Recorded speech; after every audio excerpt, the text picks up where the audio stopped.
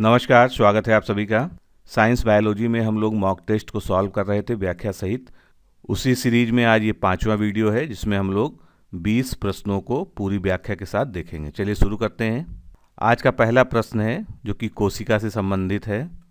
Which one among the following statement regarding a cell is not correct, यानी कोशिका के बारे में इसमें से कौन सा एक कथन सही नहीं है।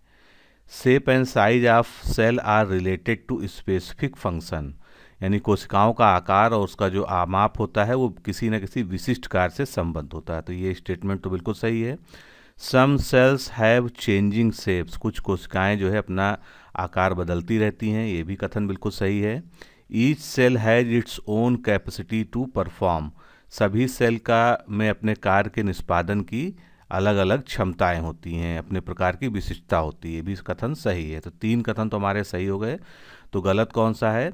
Some type of cells are present in all body tissue, सभी देह ऊतकों में एक ही प्रकार की कोशिकाएं विद्यमान होती हैं, ऐसा जो है कथन बिल्कुल गलत है। चलिए देखते हैं इसके बारे में।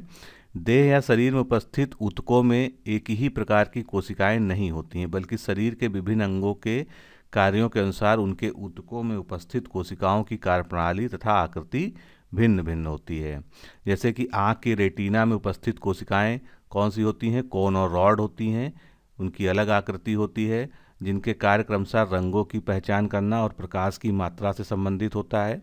इसी प्रकार हृदय, मस्तिष्क, यकृत और आमाशय के पेशी ऊतकों में पाई जाने वाली कोशिकाओं में उनके कार्यों के अनुसार बहुत ही भिन्नता पाई जाती है। अगला प्रश्न देखते हैं। कोई प्रकार के रक्त वाला व्यक्ति किसी आकस्मिक संकट में किस प्रकार के रक्त वाले व्यक्ति को रक्तदान कर सकता है, यानी अगर कोई इमरजेंसी सिचुएशन हो और ब्लड टेस्ट वगैरह। अगला प्रश्न देखते हैं। An individual whose blood type is B may in an emergency donate blood to a person whose blood type is, इसमें से बी प्रकार के रक्त वाला व्यक्ति किसी आकस्मिक स्थिति में, आकस्मिक संकट में किस प्रकार के रक्त वाले व्यक्ति को रक्तदान कर सकता है। तो इसका सही उत्तर क्या होगा। इसका सही उत्तर होगा ए बी को या बी को।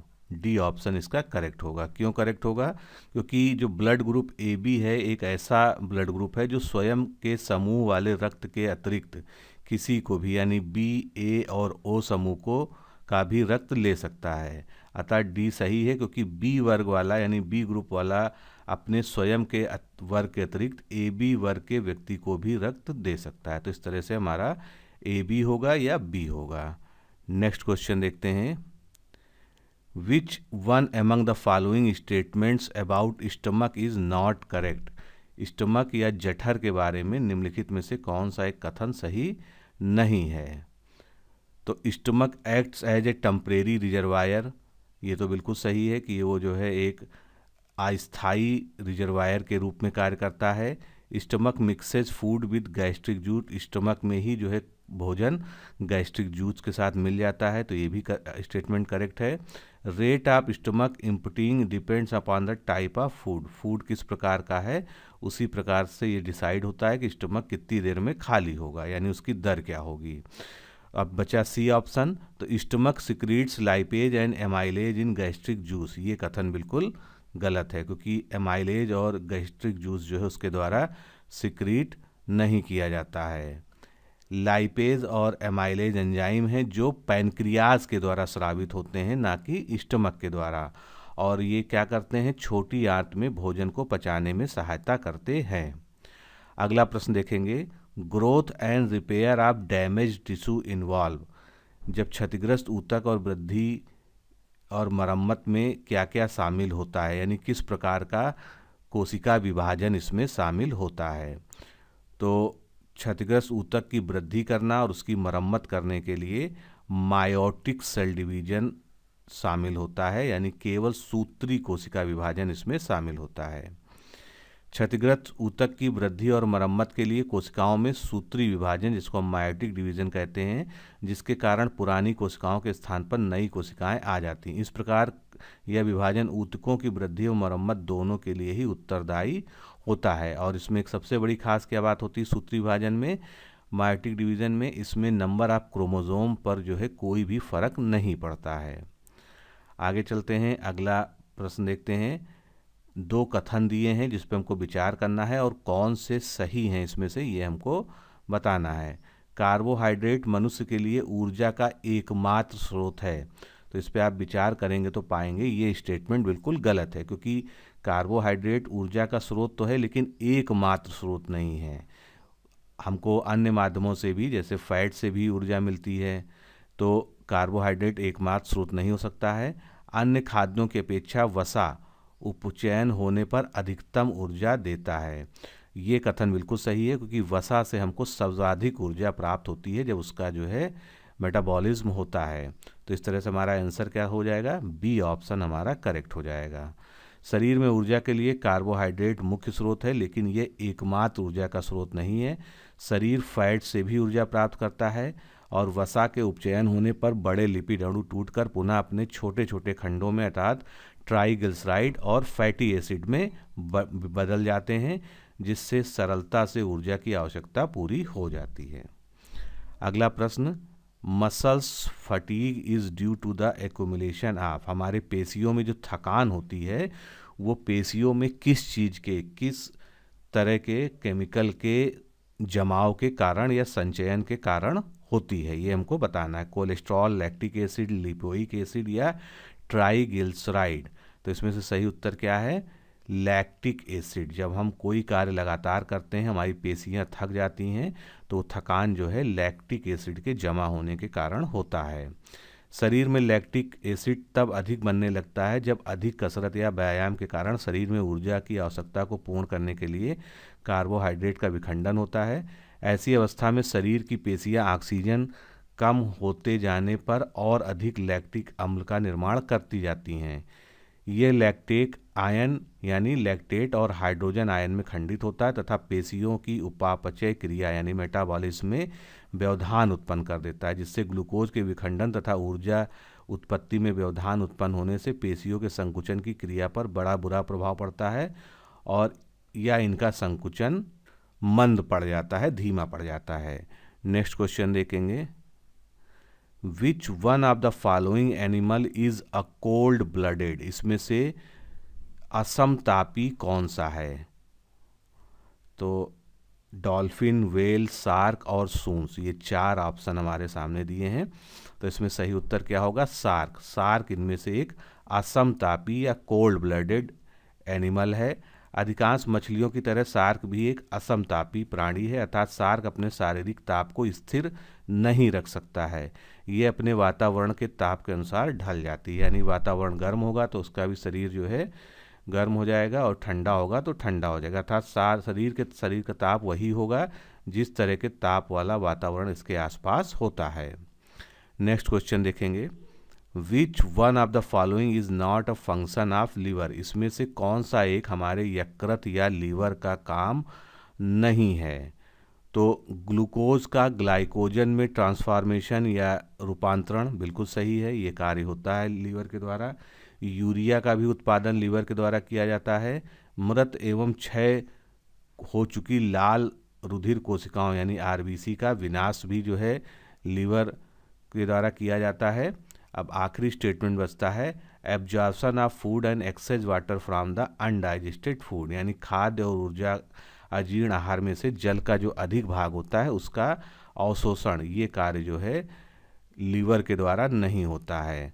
खाद्य पदार्थ और अपने भोजन से अधिक के आधिक्य को अवशोषण का कार्य किसके द्वारा किया जाता है, बड़ी आंत के द्वारा किया जाता है। अगला प्रश्न, in blood platelets are required for, हमको जो है खून में या रक्त में प्लेटलेट्स की आवश्यकता क्यों होती है, यानी प्लेटलेट्स का हमको एक तरह से इसमें से मुख्य कार्य बताना है जिसके कारण उसकी हमको आवश्यकता होती है। तो इन सभी में से यानी transporting oxygen, transporting carbon dioxide, transporting blood clotting, initiating degradation of urea, इनमें से जो है सही उत्तर क्या है, इनिशिएटिंग ब्लड क्लॉटिंग, यानी रक्त के थक्का जमने की जो शुरुआत होती है वो प्लेटलेट के ही कारण होती है। रक्त में बिंबाणु या प्लेटलेट ऐसी कोशिकाएं होती हैं जो सदैव रक्त में अन्य रक्त कोशिकाओं जैसे आरबीसी और डब्ल्यूबीसी के साथ प्रवाहित होती रहती है और ये किसी क्षतिग्रस्त रक्त नलिका या घाव के स्थान पर परस्पर बंधकर थक्का बना लेती है और रक्त प्रवाह या ब्लीडिंग को बाहर की ओर रोकने में सहायता करती है। अगला प्रश्न देखते हैं। The pH of fresh milk is 6 when it turns in सोर द pH। एक ताजे दूध का, बिल्कुल सामान्य और ताज़ा दूध जो होता है उसका pH कितना होता है? 6 होता है। लेकिन जब ये खट्टा हो जाता है तो इसका pH कितना हो जाता है, ये हमको इसमें बताना है। तो इसका सही उत्तर होगा दोस्तों बिकम्स लेस देन 6, यानी 6 से कम हो जाता है। इसकी व्याख्या देखते हैं। pH मान हाइड्रोजन आयन की सांद्रता की माप को व्यक्त करता है, जिसकी परास कितनी होती है? 0 से 14। संख्या 7 जो होती है ये pH स्केल में मध्य बिंदु होता है, जो न्यूट्रल यानी उदासीन होने का संकेत करता है। यदि किसी तरल का pH 7 से अधिक है तो वो कैसा होगा? क्षारीय होगा, यानी एल्कलाइन होगा, और 7 से कम है तो वो एसिडिक होगा। इस प्रकार pH मान 7 से जितना नीचा जाएगा उतना ही उन द्रवों का अम्लीय गुण बढ़ेगा। तो स्पष्ट है कि ताज़ा दूध का pH मान 6 है और उसका जब खट्टापन उसमें हो जाता है तो इसका मान 6 से भी कम हो जाता है। अगला प्रश्न देखेंगे। सजीव वस्तुओं को वनस्पति जगत, जंतु जगत जैसे उपवर्गों में समूहित किया गया है। निम्नलिखित में से कौन सा एक जंतु जगत के लिए सही नहीं है? तो जंतु जगत के बारे में जो है 4 स्टेटमेंट दिए हैं, इसमें से आपको कौन सा गलत है ये बताना है। तो निश्चित रूप से आप जैसे ही देखेंगे आप इसमें सीधा सीधा उत्तर दे सकते हैं। इनमें सेलुलोज नहीं होता है, जो है क्या किस में होता है? वनस्पति जगत में होता है। तो वे अपना भोजन नहीं बना सकते हैं, बिल्कुल करेक्ट है, क्योंकि वो पेड़ पौधों पे या प्रोड्यूसर्स पे डिपेंड होते हैं। क्लोरोफिल बिल्कुल नहीं होता है। एक स्थान से दूसरे स्थान पर आगमन करते हैं, ये भी सही है। और शरीर में सेलुलोज होता है, ये स्टेटमेंट जो है गलत है। जंतु जगत में शारीरिक कोशिकाओं में कोशिका झिल्ली तो होती है, लेकिन कोशिका दीवार या सेल वॉल नहीं पाई जाती है। कोशिका भित्ति प्लांट कोशिकाओं में पाई जाती है, जो मुख्यतः मजबूत तंतुओं की बनी होती है। यह प्रायः कार्बोहाइड्रेट, पॉलीमर या सेलुलोज के रूप में जाने जाते हैं। अतः जंतु कोशिकाओं में यानी एनिमल सेल में कोशिका भित्ति न होने के कारण सेलुलोज भी नहीं होता है। अगला प्रश्न देखते हैं। Which one among the following produces seed but not flower. इनमें से एक कौन जो है बीज तो बनाता है लेकिन पुष्प नहीं बनाता है या उसमें फूल नहीं बनते हैं? तो कैस्यूनेट यानी काजू, मूंगफली, कॉफ़ी या चीड़ में से आपको सही उत्तर को चुनना है। तो इसमें से सही उत्तर क्या होगा? चीड़ या पाइन में जो है बीज तो बनता है लेकिन फूल नहीं बनते हैं, क्योंकि ये क्या है? जिम्नोस्पर्म है। जिम्नोस्पर्म वर्ग के सदस्यों से समानता दिखाते हुए चीड़ जो है कि वृक्षों पर फूल नहीं आते हैं और ना ही फल लगते हैं। फिर भी इन पौधों के बीज बनते हैं जो खुले बीजांड के रूप में उभरते हैं और यही बीजांड सीधे बीज में या सीड में चेंज हो जाते हैं। Next question. Cure to spinal injury is likely to emerge from. Spinal injury या जिसको हम मेरु क्षति उपचार कहते हैं, किसके द्वारा निकलने की संभावनाएं हैं? तो इसमें कई सारे जो है आपको टेक्निक्स दी हैं नई। Gene therapy, stem cell therapy, xenograft और ट्रांसफ्यूजन, इसमें से आपको सही उत्तर बताना है। तो स्पाइनल इंजरी के लिए जो नई टेक्निक इवॉल्व हो रही है वो है stem cell therapy. B option इसका जो है बिल्कुल करेक्ट है। स्पाइनल इंजरी का उपचार स्टेम सेल थेरेपी द्वारा निकलने की संभावना व्यक्त की गई है। चूहों में स्पाइनल इंजरी की चिकित्सा स्टेम कोशिका पद्धति के द्वारा किए जाने पर अभी आंशिक सफलता प्राप्त हो सकी है। विभिन्न प्रकार की स्टेम कोशिकाओं द्वारा अनुसंधान लगातार जारी है, जिससे यह संभावना लगाई जा रही है कि भविष्य में स्टेम सेल्स द्वारा स्पाइनल इंजरी का भी समाधान निकल आएगा। अगला प्रश्न देखते हैं। Which one of the following group is present in animal cell. इनमें एनिमल सेल में क्या प्रेजेंट होता है ये आपको यहाँ पर बताना है। तो चलिए देखते हैं। सेल वाल है पहले ऑप्शन में, जो कि प्लांट में होता है, तो एनिमल सेल में नहीं हो सकता है, पहला ऑप्शन गलत हो गया। क्लोरोप्लास्ट है दूसरे ऑप्शन में, जो प्लांट्स में ही होता है, एनिमल सेल में नहीं होता है, तो बी ऑप्शन भी गलत हो गया। और तीसरा ऑप्शन देखते हैं। न्यूक्लियस, सेल मेम्ब्रेन, माइटोकॉन्ड्रिया और साइटोप्लाज्म, ये ऑप्शन बिल्कुल सही है। तो इसका सही उत्तर क्या हो जाएगा, सी हो जाएगा। जंतु कोशिका में केंद्रक होता है, न्यूक्लियस, सेल मेम्ब्रेन होती है, माइटोकॉन्ड्रिया होता है और साइटोप्लाज्म होता है। अगला प्रश्न देखते हैं। The process of conventional ear lobe piercing does not lead to bleeding, this is because the, जो कान छेदे जाते हैं उस प्रक्रिया में खून नहीं बहता, इसका क्या कारण हो सकता है, ये आपको जो है यहाँ पर बताना है। तो इसका सही उत्तर क्या होगा, बी ऑप्शन सही होगा, क्योंकि cartilage found in ear lobes has lesser blood supply unlike other body parts, क्योंकि जो है कान में हमारे क्या होता है, कार्टिलेज पाया जाता है और इसमें ब्लड सप्लाई बहुत ही कम होती है, इसी कारण जब जिसमें छेदन किया जाता है तो उससे जो है ब्लीडिंग नहीं होती है। कर्णपालियों में पाए जाने वाली उपास्थियों में यानी कार्टिलेज में शरीर के अन्य भागों की तुलना में बहुत कम खून की आपूर्ति होती है। अगला प्रश्न देखते हैं। निम्नलिखित तत्वों में से कौन सा तंत्रिका तंत्र में आवेग संचरण के लिए आवश्यक है। Among the following elements, which one is essential for transmission of impulses in nerve fiber? बहुत ही आसान और बेसिक क्वेश्चन है। इसका सही उत्तर क्या होगा, सोडियम। सोडियम जो है बहुत ही जरूरी है तंत्रिका तंत्र में आवेग संचरण के लिए। सोडियम धातु के आयन यानी सोडियम तंत्रिका कोशिका के भीतर ही बाहर की ओर किसी प्रकार के उत्तेजन की प्रतिक्रिया को आवेगों के रूप में यानी इम्पल्स के रूप में ले जाते हैं। दो स्टेटमेंट दिए हैं, उनसे संबंधित जो है 4 ऑप्शंस दिए हैं, इस पर हमको विचार करना है। रेड ब्लड सेल्स यानी RBC burst when placed in water, लाल रुधिर कणिकाओं को जब पानी में रखा जाता है तो वो फट जाती हैं, क्या ये कथन सही हो सकता है, तो बिल्कुल सही कथन है ये। दूसरा है due to the phenomenon of osmosis water enters into the red blood cell, osmosis की जो प्रक्रिया होती है जिसको हम परासरण कहते हैं, उसके कारण जो है वाटर जो है यानी पानी आरबीसी में प्रवेश कर जाता है जिसके कारण वो फट जाता है। तो कथन 2 भी सही है, यानी हमारा ऑप्शन क्या सही है, ए। दोनों ही कथन सही हैं और स्पष्टीकरण भी आपस में सही दिया गया है।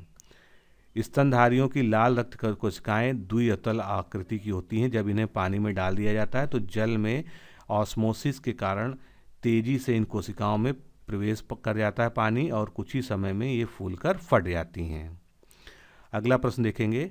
After entering the human body through mosquito bite the malarial parasite, जिसको हम क्या कहते हैं, plasmodium, shows initial multiplication in, यानी मच्छर के काटने से शरीर में प्रवेश करने के बाद प्लाज्मोडियम प्रारंभिक गुणन कहाँ पर शुरू करता है या दिखाता है। तो इसका प्रारंभिक गुणन जो होता है वो है लीवर में, सी ऑप्शन जो है इसका बिल्कुल करेक्ट होगा। मलेरिया परजीवी का मनुष्यों में पहला पड़ाव लीवर होता है, अर्थात जब परजीवी से युक्त मादा मच्छर मनुष्य की त्वचा पर डंक मारती है तो खून की धारा में परजीवी चले जाते हैं, रक्त प्रवाह के माध्यम से ये यकृत में पहुंच जाते हैं जहां इनकी संख्या गुणित होकर हजारों लाखों में पहुंच जाती है। तब ये पुनः रक्त की धारा में आकर शरीर में मलेरिया उत्पन्न करते हैं। अगला प्रश्न देखेंगे। Which one among the following Indian scientist proposed a theory for long distance transport of water in plant, यानी किस भारतीय वैज्ञानिक ने पादपों में लंबी दूरी तक जल के अभिगमन का सिद्धांत प्रतिपादित किया था या प्रस्तावित किया था। तो इसका सही उत्तर क्या है, जेसी बोस। भारतीय जीव भौतिक वैज्ञानिक बायोफिजिसिस्ट ने पादपों के जल की लंबी दूरी के आगमन का सिद्धांत प्रस्तावित किया जो कि स्पंदन सिद्धांत या पल्सेशन थ्योरी के नाम से जाना जाता है। इसके तहत यह मानता है कि पौधों में एक प्रकार के जटिल ऊतक यानी जाइलम की कोशिकाओं में होने वाले कॉन्ट्रैक्शन और एक्सपेंशन के कारण जल तथा अन्य खनिज पोषक लवण सीधे पौधों के आधार या जड़ों से उच्चतम बिंदु तक पहुंच जाते हैं। अगला प्रश्न देखेंगे। Which of the following groups of plant can be used as a indicator of SO2 pollution, sulphur dioxide के पोल्यूशन का इनमें से इंडिकेटर किस तरह के पौधों को कहा जाता है। तो इसका सही उत्तर क्या है, लाइकेन, सी ऑप्शन यहाँ पर सही है। लाइकेन लाइकेन पौधों का ऐसा समूह होता है जो सल्फर डाइऑक्साइड गैस के प्रति बहुत ही संवेदनशील होता है तथा वायु में सल्फर डाइऑक्साइड की प्रदूषण के लिए सूचक की तरह यानी इंडिकेटर की तरह कार्य करता है। जो वायु बहुत बुरी तरह से सल्फर डाइऑक्साइड द्वारा प्रदूषित होती है वहाँ लाइकेन नहीं उग सकते हैं, या अगर उगे भी हैं तो वो समाप्त हो जाते हैं। अतः जिन स्थानों पर लाइकेन पूर्णतया अनुपस्थित होते हैं वहाँ पर SO2 का प्रदूषण बहुत अधिक होता है। अगला प्रश्न देखते हैं, which one of the following is not an example of eukaryotic organism. इनमें से कौन सा एक यूकैरियोटिक जीव का उदाहरण नहीं है। तो इसका सही उत्तर क्या होगा? सीधा सा उत्तर है बैक्टीरिया। बैक्टीरिया जो है प्रोकैरियोटिक होता है, वो यूकैरियोटिक नहीं होता है। बैक्टीरिया यूकैरियोटिक जीव का उदाहरण नहीं है। यूकैरियोटिक जीवों के अंतर्गत जटिल कोशिकीय संरचना वाले जीव आते हैं जिनकी कोशिकाओं में एक निश्चित केंद्रक पाया जाता है। बैक्टीरिया एक प्रकार का प्रोकैरियोट है, अर्थात इनकी कोशिका संरचना में नाभिक तथा अन्य जटिल संरचनाएं नहीं होती हैं। अगला प्रश्न, the metal constitute of chlorophyll is, यानी जो क्लोरोफिल है उसमें कौन सी धातु पाई जाती है, उसमें संगठक धातु कौन सी होती है। कई बार प्रश्न ये कई परीक्षाओं में पूछा गया है। तो इसका सही उत्तर क्या है? मैग्नीशियम। डी ऑप्शन यहाँ पर बिल्कुल करेक्ट होगा। क्लोरोफिल के केंद्र में मैग्नीशियम का एक परमाणु होता है। क्लोरोफिल प्रकाश में बैगनी, नीला तथा लाल रंग को ग्रहण करता है। क्लोरोफिल पत्तियों में हरे रंग का वर्णक है और इसके 4 घटक हैं, chlorophyll A, chlorophyll B, carotene और जैंथोफिल। अगला प्रश्न देखते हैं, 2 स्टेटमेंट दिए हैं उनके बारे में आपको सही उत्तर देना है। पौधों की वृद्धि पूर्ण उर्वरक से आबाद होती है, यानी growth of a plant is smooth with a complete fertiliser. और किसी पूर्ण उर्वरक में NPK जरूर होता है। तो ये 2 कथन है, इनमें से सही क्या होगा? दोनों ही कथन बिल्कुल सही है और आपस में जो स्पष्टीकरण है इनका ये भी सही है। NPK उर्वरक में मूल रूप से पौधों के लिए पोषण प्रदान करने वाला उर्वरक है, क्योंकि इसमें 3 मुख्य पोषक पदार्थ यानी नाइट्रोजन, फास्फोरस और पोटेशियम पाए जाते हैं। ये तीनों पोषक पदार्थ पौधों के विकास में अपने अपने तरीके से सहायता करते हैं। नाइट्रोजन पौधों की तेजी से वृद्धि में सहायक है, वहीं फास्फोरस पौधों में स्टार्च, शुगर बनने में सहायता करता है और पोटेशियम फल की गुणवत्ता, प्रोटीन के निर्माण और पौधों को रोग से लड़ने में सहायता प्रदान करता है। तो दोस्तों आज के इस सेगमेंट में इतना ही, फिर अगले सेगमेंट में मिलते हैं नए क्वेश्चंस के साथ में। नमस्कार, धन्यवाद।